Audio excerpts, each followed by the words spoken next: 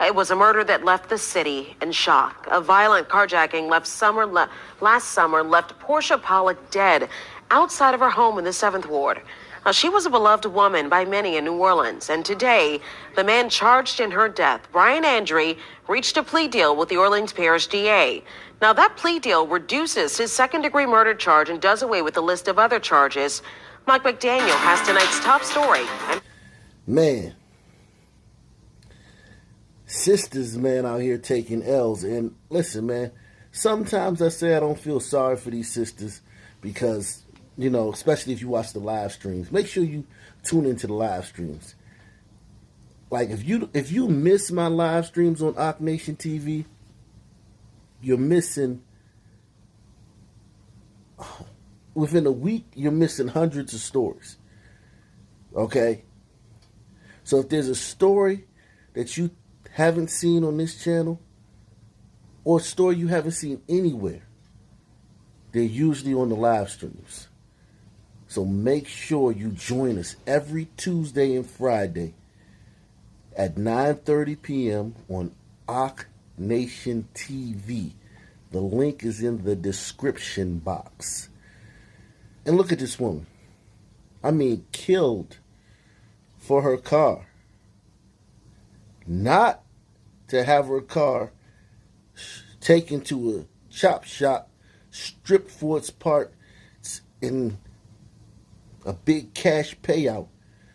I'm talking about killed for her car for some food to joyride around town. Okay?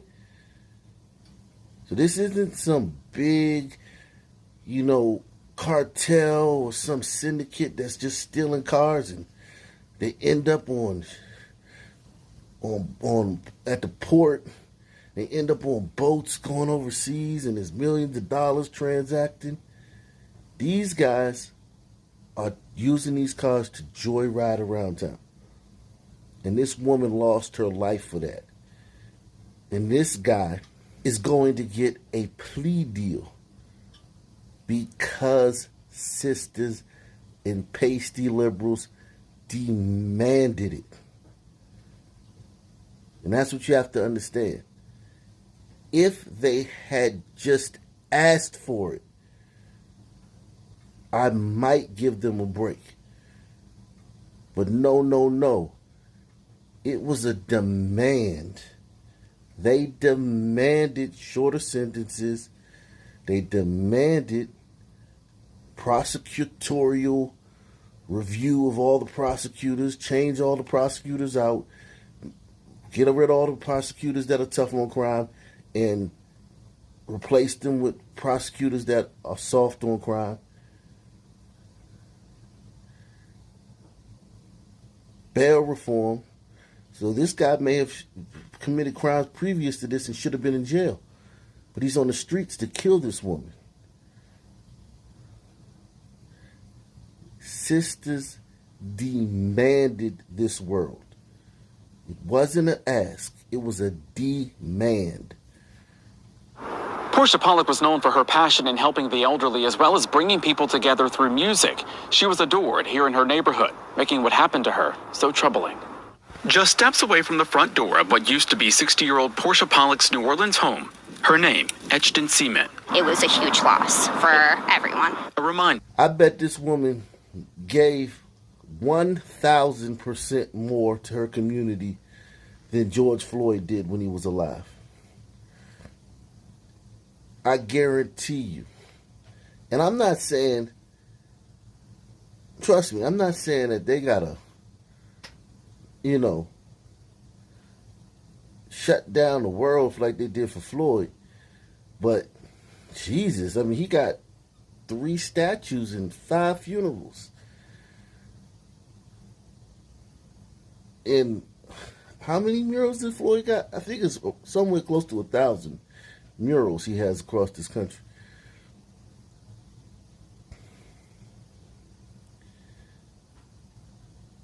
And this woman, this is what she got.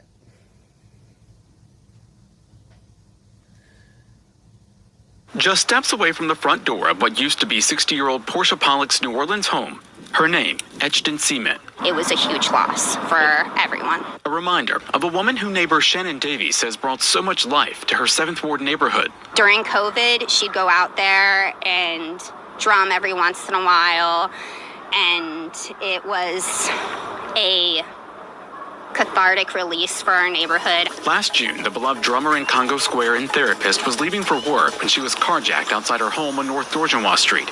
She was stabbed in the chest before her attacker, 48-year-old Brian Andre, drove away in her car. What he did. Stabbed in the chest.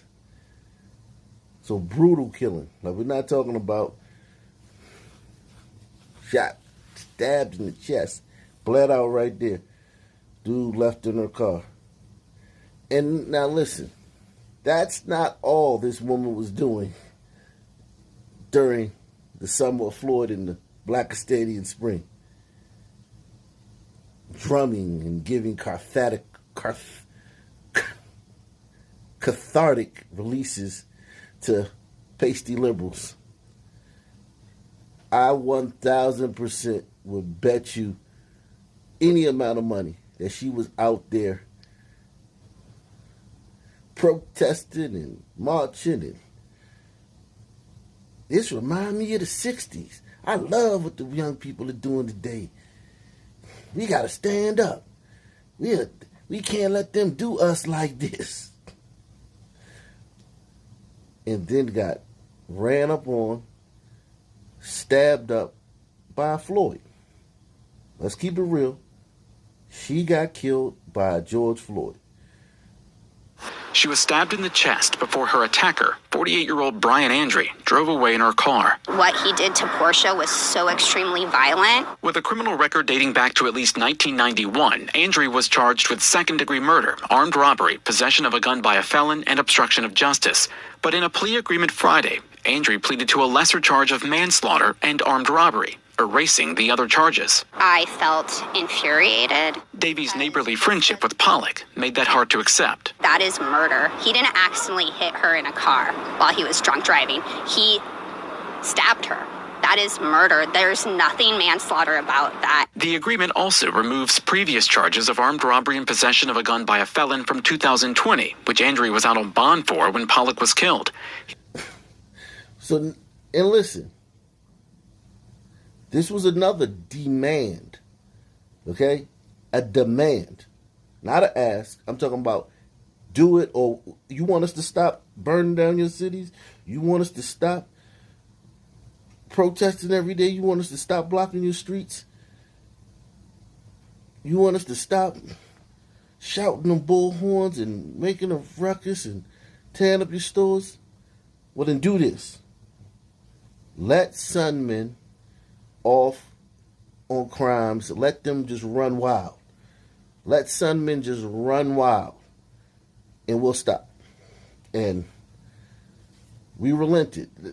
We partially, us with a little sense as conservatives, we were very soft. The pasty conservatives didn't want to be called racist. And the Sun conservatives didn't want to be called uncles. So, look, man, there is a level, of accountability for us. And we do hold something, but not as much as these people. And the wave was too strong. It was really nothing we could do. We were overpowered.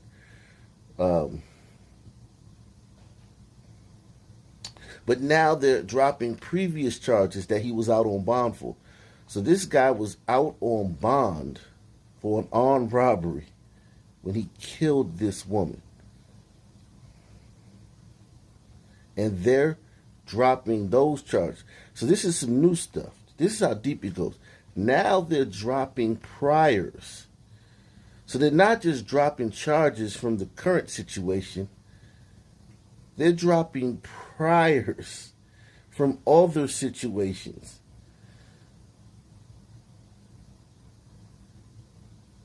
And the thing about it, sisters, when you got in the bed with these pasty liberals don't always have to live with these people. These are your brothers, your uncles, your sons. You sisters are 1,000 times more proximal to the career criminals that you've allowed to run wild in this country than pasty liberals are. Pasty liberals, some of them, gentrifiers, they got to be around them.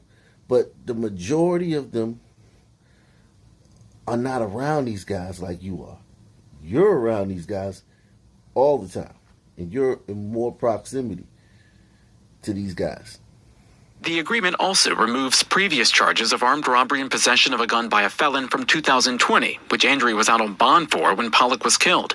He was supposed to be wearing an ankle monitor at the time, but wasn't. For far too long, District Attorney Jason Williams released a statement to Eyewitness News saying, through the conviction via guilty plea of this defendant, we have secured justice for Miss Portia Pollock and her family. This was done to bring them the closure they deserve to this very painful chapter. She touched a lot of people's lives. She was very valuable. Valuable and forever etched in the hearts of those who knew her. Manslaughter in Louisiana carries anywhere from 10 to 40 years in prison. The original second-degree murder charge could have put Andrea away for life. Sentencing is set for mid-May. Reporting from the 7th Ward, Mike McDaniel, Eyewitness News. And so many people in our community have been impacted by crime, especially since the beginning of the year. Now, depending on how you were impacted, this may be tough to revisit, but we do want to hear from you. How has your neighborhood changed? What needs to happen to make our city safer? What needs to happen to make our city safer? Okay. So you got a problem with repeat offenders. Guys going to jail, getting caught, being arrested by the cops. Going to jail and getting out the next day on bail or bond, or on their released on their own recognizance, which they call R&R, for deadly crimes, violent crimes, all types of stuff, because you guys demanded it. Well, I think I need to go to the gun memorial while I explain this to you guys. All right, so this is the gun memorial for New Orleans. This is every person in New Orleans that was a fatal gunshot victim. Not all the homicides, just the ones with guns. And off the break, man, goodness gracious, this little girl,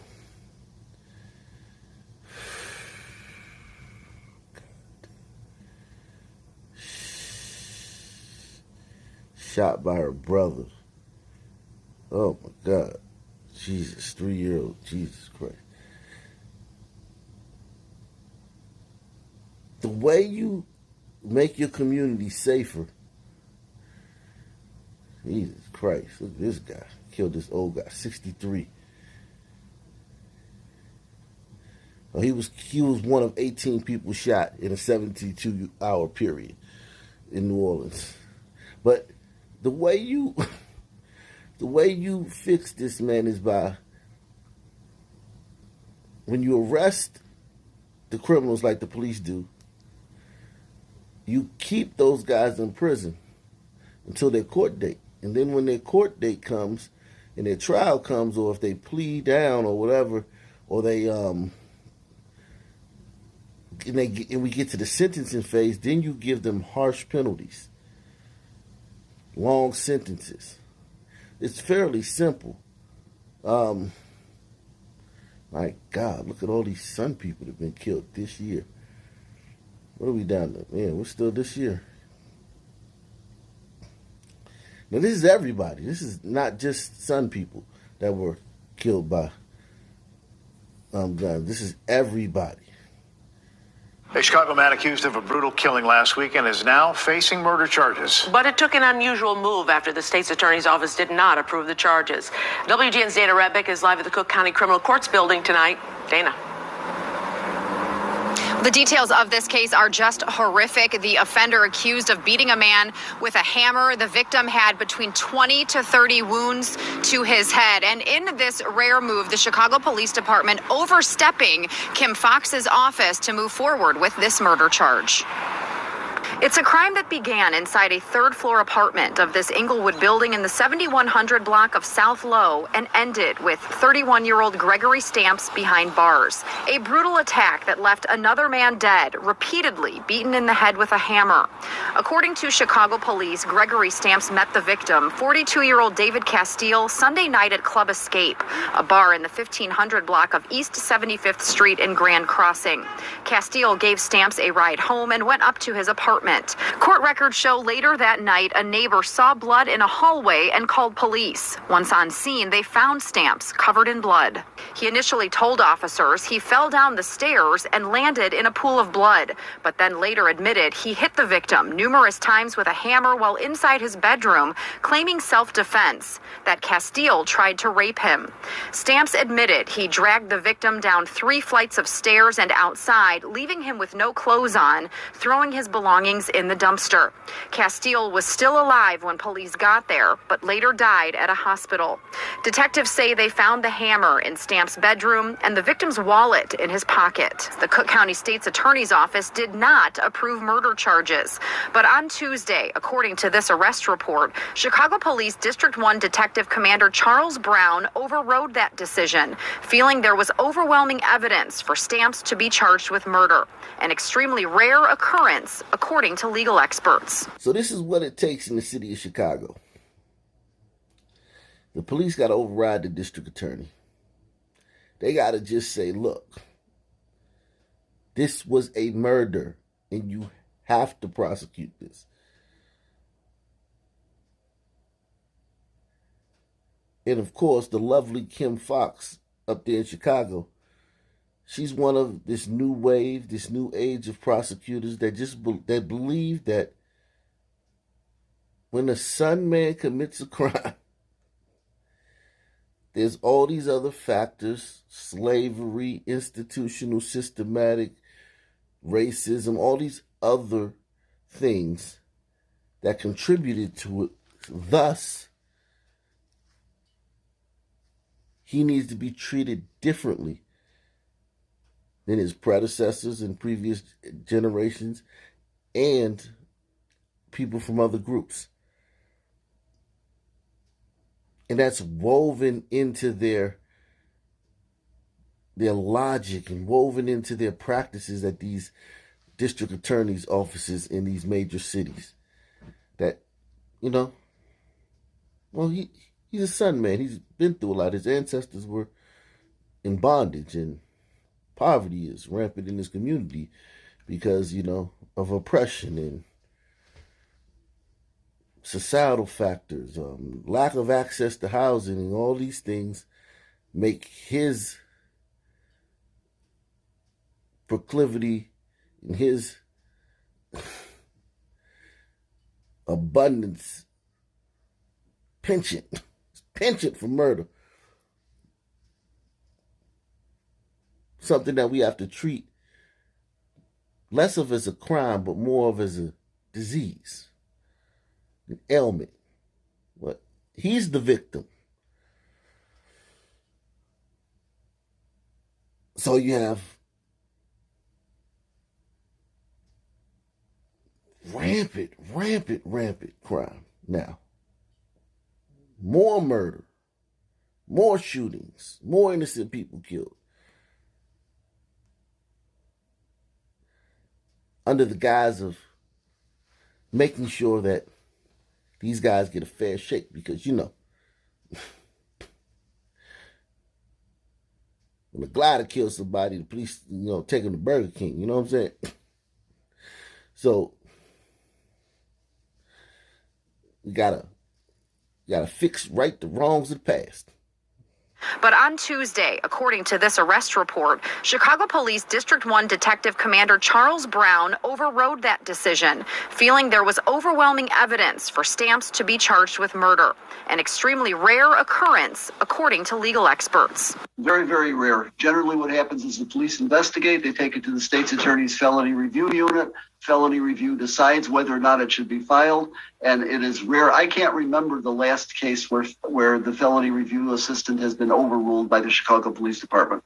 Gregory Stamps was just arrested March 1st, accused of punching a security guard at a Boys Town bar, and was released on an I bond. He was also currently on parole for a 2013 attempted murder, a domestic stabbing where records show he also claimed self-defense, and was sentenced to 6 years, serving 5.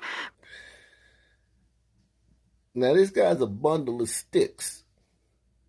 But regardless of that, this is a very violent individual, man. This is what the Sun community, the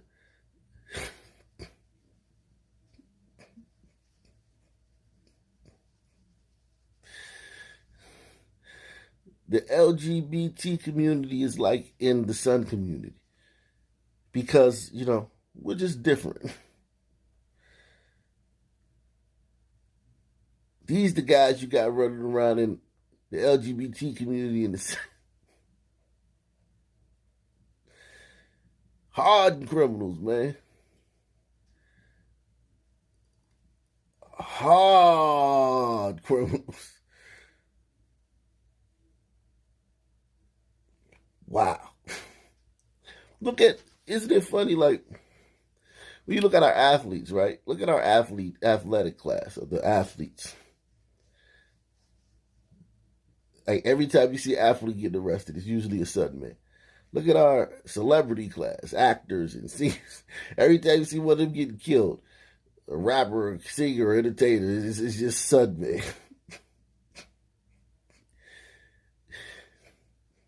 We're different, man. It's time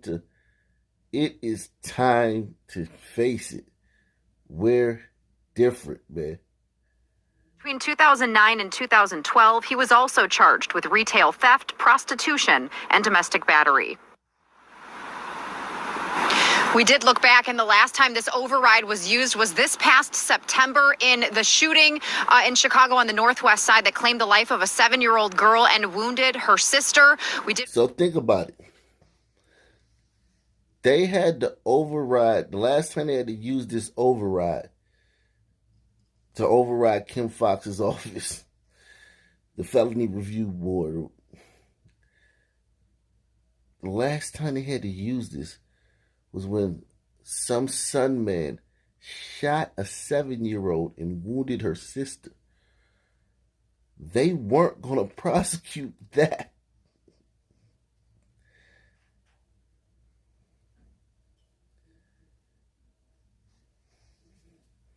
And now you got to sit on the Supreme Court. Good luck, America. We did look back, and the last time this override was used was this past September in the shooting in Chicago on the northwest side that claimed the life of a 7-year-old girl and wounded her sister. We did reach out to Kim Foxx's office today for comment, but they said they could not say anything about this override situation because of the pending litigation. Live at the Cook County Jail, Dana Rebick, WGN News. All right, Dana. Man now faces charges in a murder that happened in broad daylight outside a local Walmart. 26-year-old Josiah Hassel is wanted for shooting and killing Jamonte Brown in November. Our Genesis Snarls joining us now live from Westwood where this all happened. But first, we want to warn you that some of the images you're about to see are disturbing. Jenna, good evening. Kyle, good evening to you. And just like you see this Walmart now, it is busy with shoppers everywhere. Newly released video shows the moments Jamonte Brown was standing right at the front of the store, and on a day much like today where he was then later shot in the back of his head. Even look at Walmart shoppers. Look at crouching tigers that go to Walmart.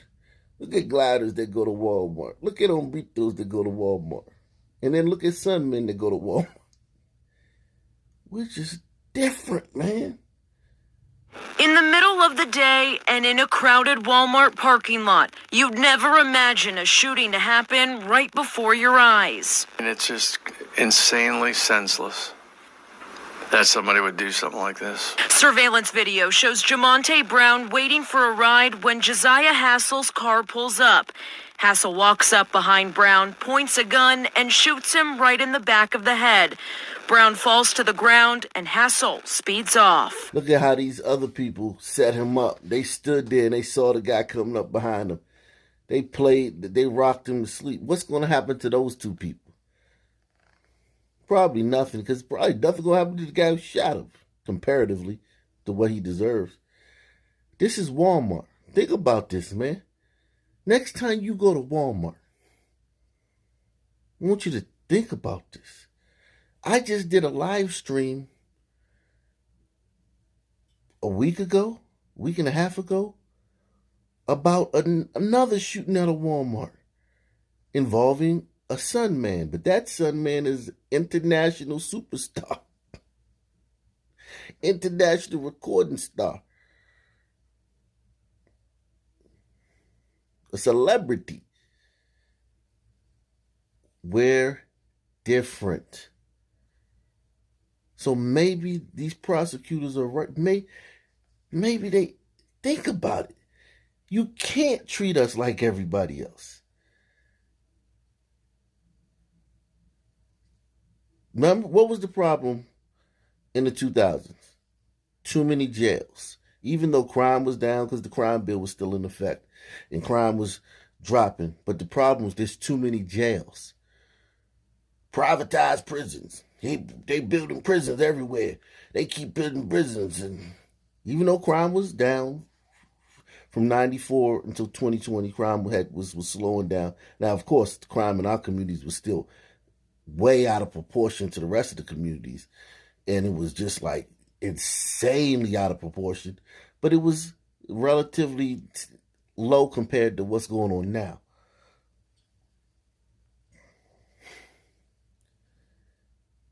So think about it.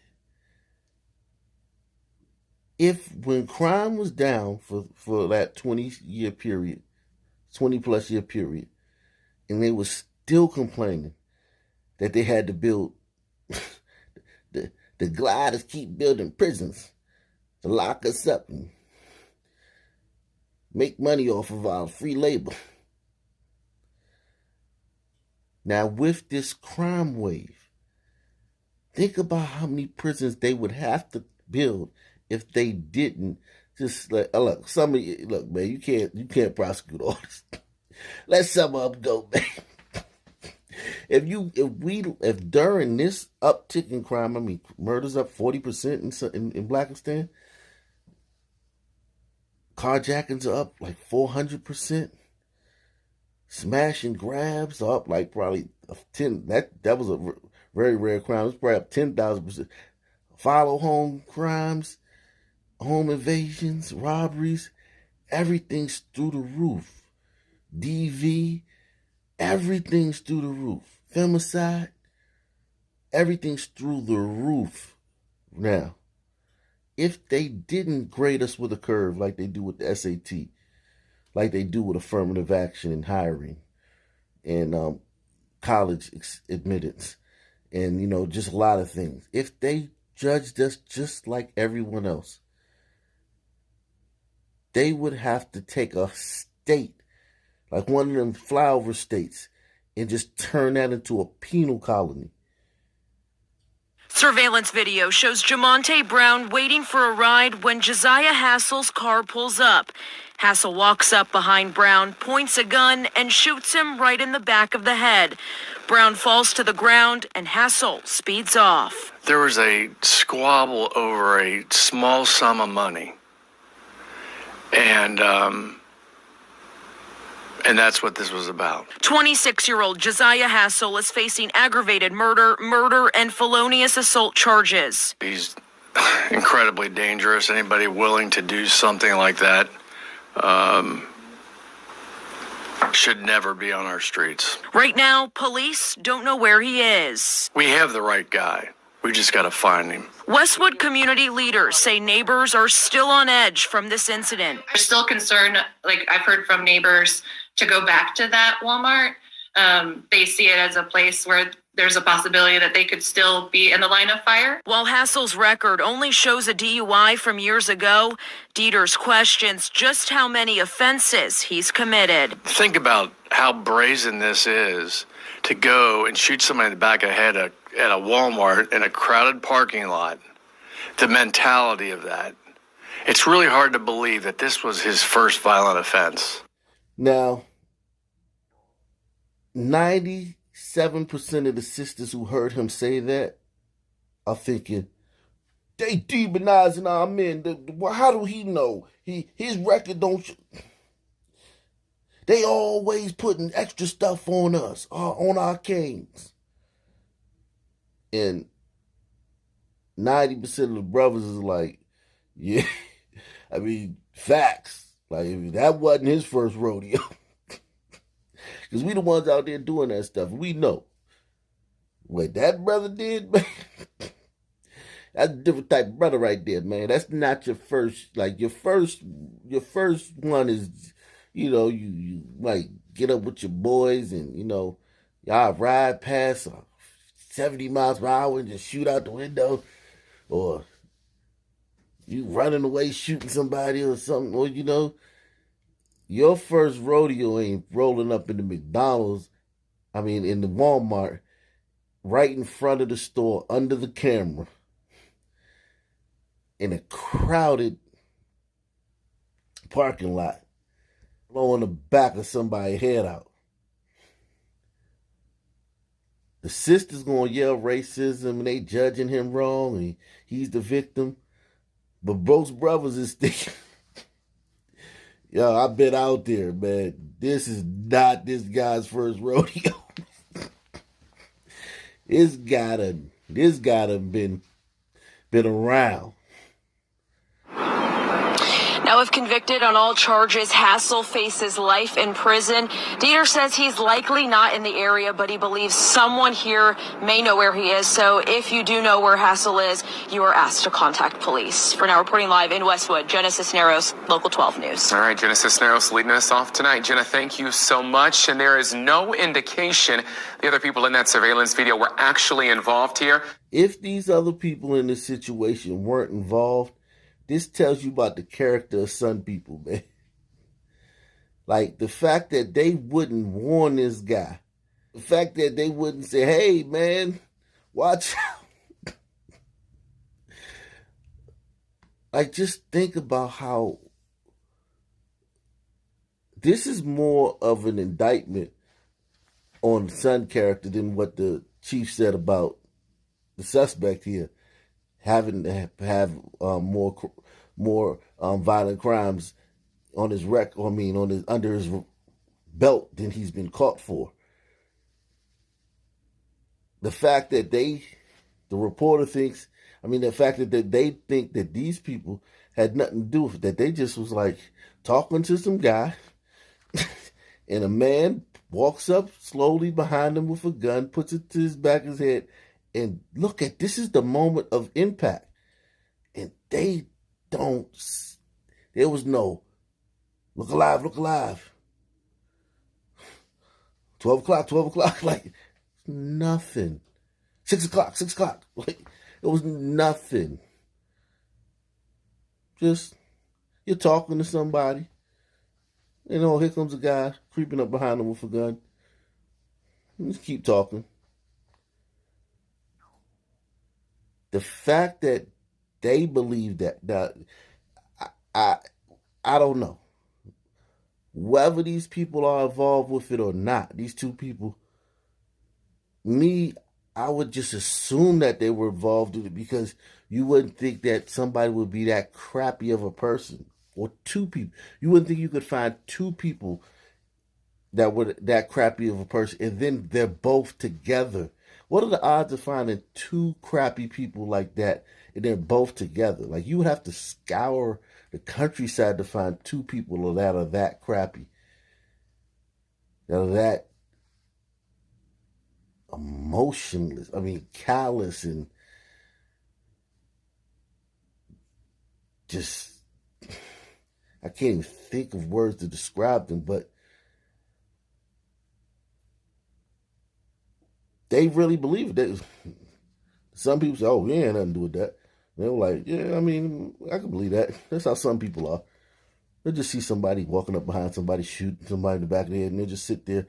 Like, they're conversating with him until the moment he falls. They're still talking. They're like, yeah, man, so, oh, word? Oh, for real? Oh, man. Well, tell so-and-so, hey, man, yeah, man.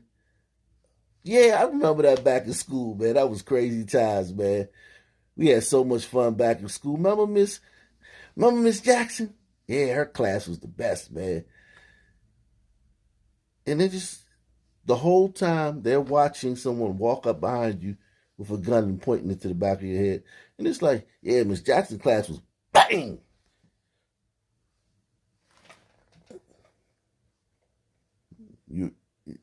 You all right? Everybody say, you all right? You good? All right, man. I'm going to holler at you, man. I'm going to get out of here, man.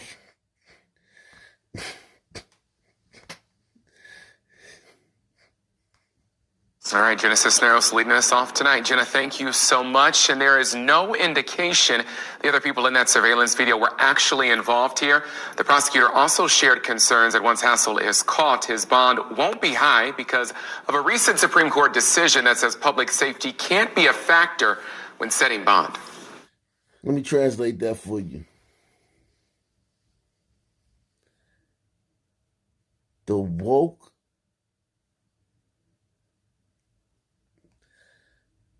ethers, the woke smut,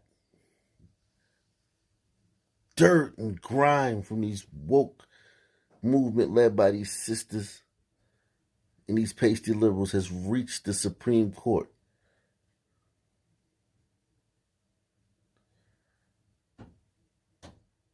We're in trouble, man.